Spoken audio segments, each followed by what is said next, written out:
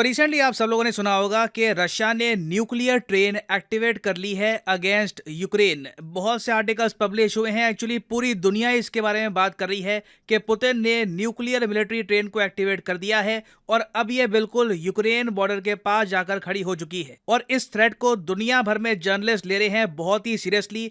Australian media outlet यहाँ पर कह रहा है कि जो रिपोर्ट्स आ रही है न्यूक्लियर ट्रेन की that is heading to Ukraine, इसको हमें बहुत ज़्यादा कॉशन के साथ देखना होगा, क्योंकि बहुत सी न्यूज़ इकट्ठा आ रही है कि रशिया का जो न्यूक्लियर ट्रायड है, मतलब कि रशिया न्यूक्लियर वेपन्स लॉन्च कर सकता है from air, from water, from land.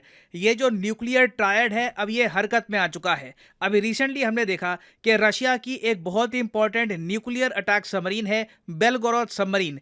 ये सबमरीन आर्टिक में डिप्लॉयड थी, अचानक से ये सबमरीन भी एक्टिव हो चुकी है और अभी ये सबमरीन कहाँ पे है किसी को पता नहीं है, क्योंकि ये जा चुकी है अंडर वाटर। और इसको लेकर भी दुनिया काफी हद तक चिंतित है कि क्या रशिया या तो अंडर वाटर कोई न्यूक्लियर टेस्ट करेगा अपने टॉर्पीडो के साथ, या फिर ये सबमरीन डिप्लॉय कर देंगे ब्लैक सी में, क्योंकि ब्लैक सी बिल्कुल करीब आपको मिलेगा यूक्रेन के। और जर्मनी की जो विदेश मंत्री है उन्होंने ओपनली कहा है कि we must take Russia's nuclear threats seriously. तो इस वीडियो में मैं आपको बताऊंगा कि रशिया की न्यूक्लियर ट्रेन बेसिकली है क्या, रिसेंटली इलॉन मस्क ने किस तरीके से पीस करवाने की कोशिश करी between Russia and Ukraine, PM Modi ने क्या बात करी है ज़ेलेंस्की से, बहुत कुछ आपको जानने को मिलेगा। मगर आगे बढ़ने से पहले आपसे एक क्वेश्चन पूछूंगा।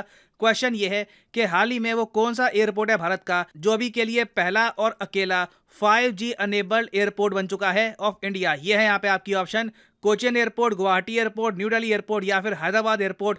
कमेंट सेक्शन में करिए उत्तर, सही आंसर आपको मिलेगा वीडियो के अंत में।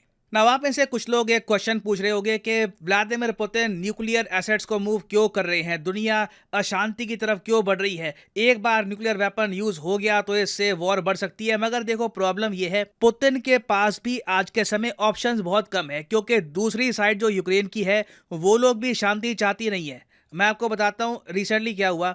इलॉन मस्क ने ट्विटर पे जाकर दुनिया के सामने एक पीस प्लान रखा कि कैसे हम यूक्रेन वॉर कर सकते हैं खत्म। यहां पर आप देख पाओगे इलॉन मस्क की ट्वीट है।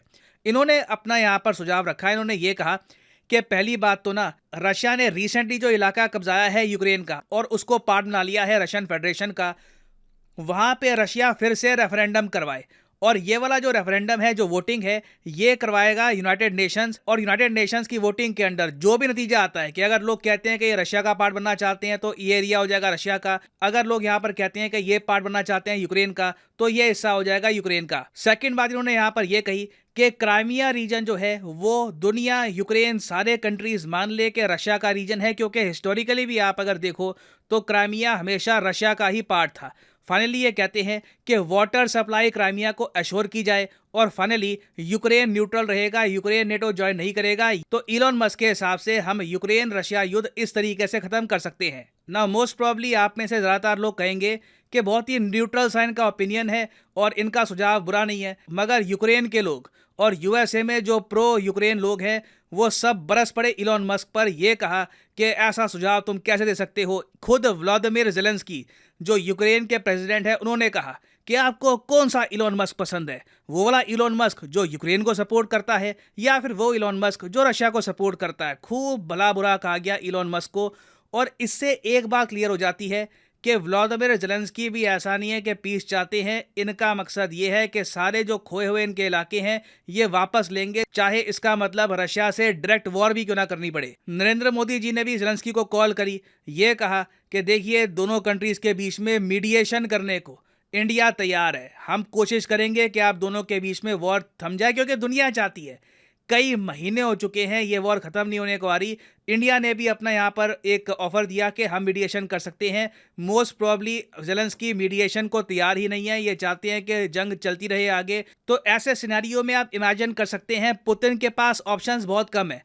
पुतिन ने तो काफी बार कहा है कि आओ बैठ के बात करते हैं, जो इलाका हमने कब्जा लिया वो हमारा हो गया, आप फिर नेटो ज्वाइन मत करना, पीसफुल तरीके से हम रहेंगे और लॉन्ग टर्म के लिए एक पीस एग्रीमेंट हम कर लेते हैं यहाँ पर साइन। मगर सिंस यूक्रेन की तरफ से कोई रिप्लाई नहीं आ रहा, ज़ेलेंस्की कहते हैं कि मैं पुतिन से बात ही नहीं करूंगा, तो ऐसे केस में रशिया को न्यूक्लियर वेपन्स एक्टिवेट करने होंगे, क्योंकि जो 4 रीजन इन्होंने ऐड कर लिए अपनी कंट्री में, ये संवैधानिक रूप से, चाहे दुनिया माने ना माने अलग बात है, रशिया की नज़र में संवैधानिक तरीके से इन्होंने ये इलाके ऐड कर लिए हैं टू द रशियन फेडरेशन। और रशियन फेडरेशन पे अगर अटैक होता है तो वहां पे रशिया का क्लियर रूल है कि हम लोग नो फर्स्ट यूज पर विश्वास नहीं रखते, हम एक बार को न्यूक्लियर वेपन्स यूज कर लेंगे देश की रक्षा के लिए। और इसलिए पुतिन ने अपनी जो न्यूक्लियर ट्रेन है ये मूव करनी स्टार्ट कर दिया। अब ये जो न्यूक्लियर ट्रेन है समझ लो क्या है। ऐसा नहीं है कि इस न्यूक्लियर ट्रेन में कोई न्यूक्लियर मिसाइल है, न्यूक्लियर बॉम्ब है जो यूक्रेन के बॉर्डर पे आ चुका है। इस न्यूक्लियर ट्रेन में बेसिकली न्यूक्लियर एनवायरनमेंट में कैसे लड़ना है उसका इक्विपमेंट है। यहाँ पर बहुत सारे सोल्जर्स हैं जो लिटरली रशिया की न्यूक्लियर वॉर डिपार्टमेंट का एक जो ग्रुप है उससे बिलोंग करते हैं। तो बेसिकली रशिया यहाँ पर क्लियर एक मैसेज सेंड कर रहा है यूक्रेन को कि अगर न्यूक्लियर वॉर की बात आई तो वी आर रेडी। हालांकि मैं अभी ये कहूँगा रशिया का अभी भी जो ये वार्निंग का तरीका है ना, इतना डेंजरस नहीं है, क्योंकि अभी तक हमको हैजमैट सूट नहीं दिखे। मैं आपको ये बता दूं, जैसे ही जो 12th मेन डायरेक्टरेट है of the Russian ministry of defence, जो अभी ये जो ट्रेन है न्यूक्लियर ट्रेन ये चला रही है, जैसे ही ये हैजमार्ट सूट्स में बाहर आ गए ना, तब आप समझ लीजिएगा कि डेफिनेटली एक छोटा न्यूक्लियर बॉम्ब कहीं ना कहीं रशिया विस्फोट करेगा। हैजमैट सूट वैसे इसको कहा जाता है, न्यूक्लियर एनवायरनमेंट में रेडिएशन से बचने के लिए लोग पहनते हैं हैजमैट सूट। तो अभी तक तो ये दिखे ना, मगर जैसे ही सैटेलाइट्स में लोग दिखने शुरू हो गए जिन्होंने हैजमैट सूट्स पहने हैं, तो आप समझ जाइए रशिया कुछ बड़ा यहाँ पर करने वाला है। खैर ये तो हमने बात कर ली है न्यूक्लियर ट्रेन की। फिर अगर हम बात करें सबमरीन की, जो ये न्यूक्लियर सबमरीन है, यहाँ पे एक बहुत ही खास टाइप का न्यूक्लियर टॉर्पीडो है जिसका नाम है पोसाइडन। आपको याद होगा आज से कई महीने पहले रशियन मीडिया ने, सरकारी मीडिया ने एक वीडियो रिलीज करी थी जहां पर इन्होंने ये दिखाया था कि पोसाइडन जो इनका न्यूक्लियर टॉर्पीडो है, अगर अंडर वाटर इसका विस्फोट हो गया तो एक न्यूक्लियर सुनामी आ जाएगी जो पूरे यूके को वाइप आउट कर देगी। यूके की जो जमीन है बिल्कुल पॉल्यूटेड हो चुकी होगी, रेडिएशन फैल जाएगा हर जगह, आप कुछ ग्रो नहीं कर पाओगे, लोग बीमारियों से मर जाएंगे। तो ये बिल्कुल रशिया कर सकता है पोसाइडन न्यूक्लियर टॉर्पीडो के साथ। और इसलिए अब डर ये है कि जो सबमरीन ये टॉर्पीडो कैरी करती है गायब हो चुकी है, हमें पता नहीं है कि वो है कहाँ पर। वेस्टर्न मीडिया ने यहाँ पर ये रिपोर्ट बनानी स्टार्ट कर दी कि पुतिन एक अंडरग्राउंड न्यूक्लियर टेस्ट कर सकते हैं। हालांकि रशिया ने अभी के लिए ये रिपोर्ट्स को रिजेक्ट कर दिया है। ये लोग कह रहे हैं कि नहीं, ऐसा टेस्ट हम करेंगे नहीं, मगर we are ready for any eventuality. Russia पे अगर अटैक होता है तो बिल्कुल हम सारे एसेट्स यूज करेंगे। नाउ पर्सनली आप मुझसे पूछे, मुझे लगता नहीं है कि पुतिन अपने न्यूक्लियर वेपन्स यूज करना चाहते हैं। ये लास्ट मोमेंट पे डराते रहेंगे, कोशिश करेंगे कि यूक्रेन की जो जनता है ये बात समझ जाए, इनके प्रेसिडेंट ये बात समझ जाएं कि रशिया न्यूक्लियर वेपन यूज कर सकता है।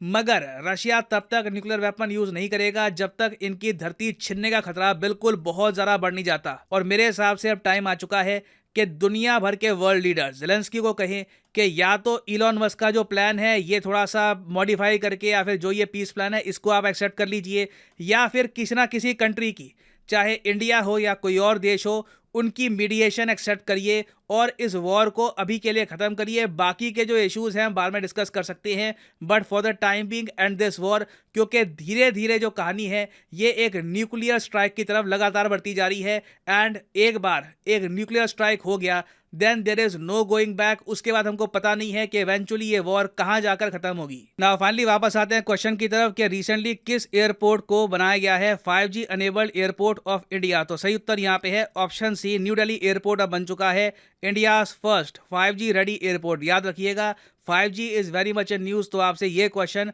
पूछा जा सकता है। नाउ फाइनली यहाँ पर मैं ये भी ऐड कर दूं कि लाइफ में अगर आप एक बार प्रॉपरली यूपीएससी एग्जाम की तैयारी करना चाहते हैं जेन्युइन तरीके से, तो आप अनअकैडमी का स्पेशल कॉम्बो पैकेज परचेज कर सकते हैं। कमेंट सेक्शन में जाइए, यहाँ पे आपको मिलेगा लिंक इस कॉम्बो पैकेज का।